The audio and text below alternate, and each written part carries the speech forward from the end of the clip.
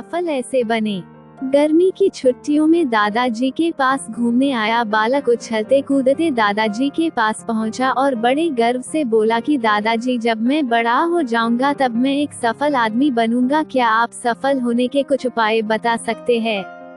दादाजी हाँ में सर हिला दिया और बिना कुछ कहे लड़के का हाथ पकड़ा और उसे करीब की पौधशाला ले गए। वहां जाकर दादाजी ने 2 छोटे छोटे पौधे खरीदे और घर वापस आ गए। वापस आकर उन्होंने एक पौधा घर के बाहर लगा दिया और दूसरा पौधा गमले में लगाकर घर के अंदर रख दिया। अब आपको क्या लगता है कि इन दोनों पौधों में से भविष्य में कौन सा पौधा अधिक सफल होगा?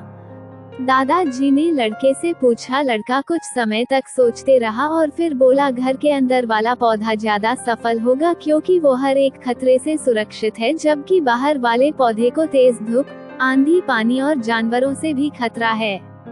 दादाजी बोले, चलो देखते हैं आगे क्या होता है, और वो अखबार उठाकर पढ़ने लगे। दादाजी दोनों पौधों पर ज्यादा ध्यान देते रहे और समय बीतता गया।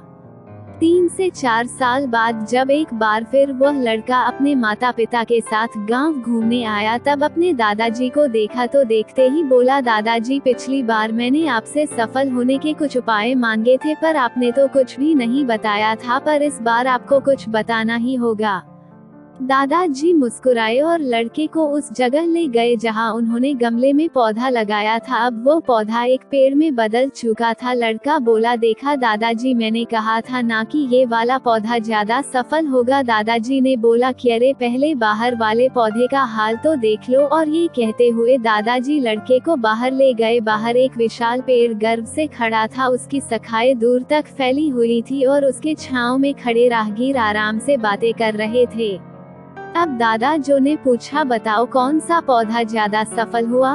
लड़का कुछ शर्माते हुए बोला, बाहर वाला।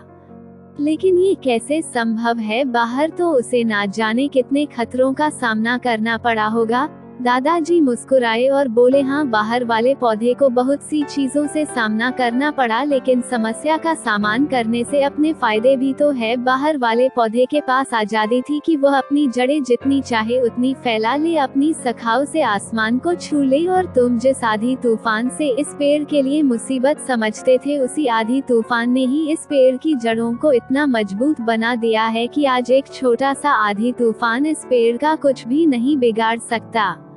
बेटे, अब जो मैं तुम्हें बताने वाला हूँ उसे अगर तुमने अपने अंदर बैठा लिया तो तुम जिंदगी में जो कुछ भी करोगे उसमें सफल हो जाओगे। उन्होंने बोला कि अगर तुमने जीवन भर सिर्फ अच्छी विकल्पों को ही चुनते रहोगे तो तुम कभी भी उतने सफल नहीं हो पाओगे जितनी तुम्हारी क्षमता है। लेकिन अगर तुम तमाम खतरों के बावजूद इस दुनिया का सामना करने के लिए तैयार हो तो तुम्हारे लिए कोई भी लक्ष्य हासिल करना असंभव नहीं है।